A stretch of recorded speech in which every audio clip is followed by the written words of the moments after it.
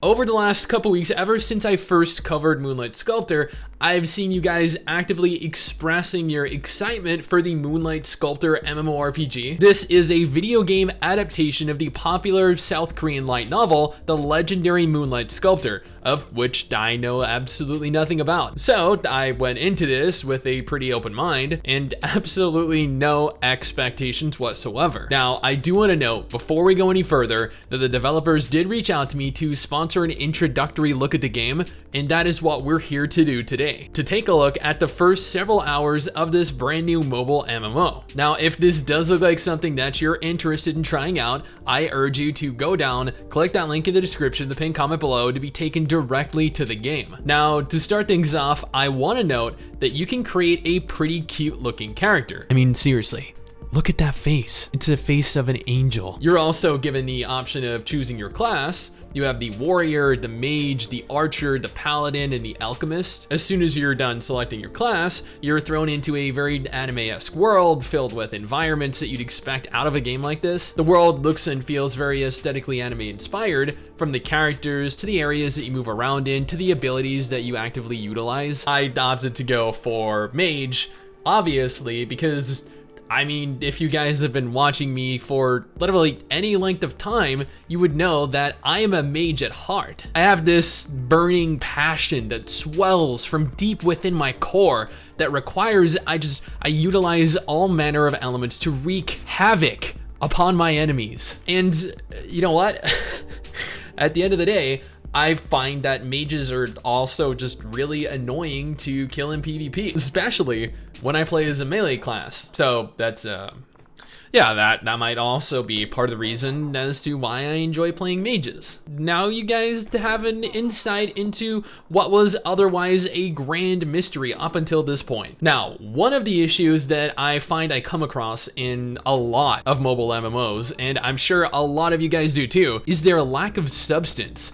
You're kind of just thrown into a world and you just autoplay your way through it. There is absolutely no narrative to really captivate you, to enthrall you in the story and in the world. And that is something that I didn't really run into in Moonlight Sculptor, as there is a surplus of story to propel you ever forward. And honestly, that is probably to be expected, given this was based off of a popular light novel. The narrative leads you all over the world, and this is the main driving factor behind the game, which is a refreshing change of pace, but isn't all that there is to do within the game. You have other PvE options, like daily dungeons, like the Twisted Abyss that unlocks at level 40, and the Chaotic Entrance. Daily dungeons have 4 different difficulties, with each difficulty being locked behind their own entry-level requirement. Each day has their own dungeon type as well, with, as an example here, Tuesday being the Lunarium dungeon and Thursday being the Essence dungeon. This removes some of the otherwise tedious repetition found within games like this and presents players with a fresh sense of things to do each and every day. Gear acquisition is about what you'd expect, as is enchanting. You use scrolls on weapons and armor, you upgrade them, you increase the statistical bonus given by the item.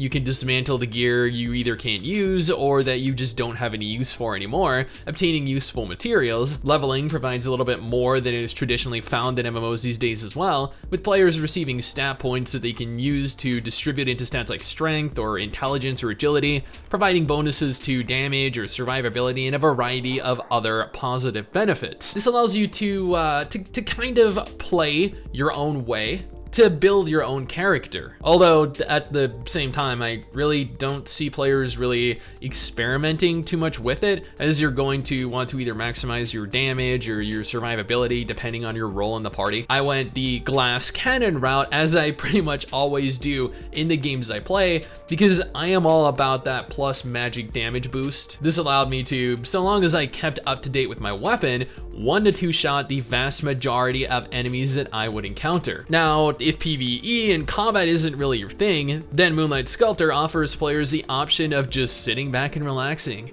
Yeah, sometimes we just need a moment to chill, to collect our thoughts and ponder what kind of curtains would match the carpet in our home. Yeah, there is player housing within the game.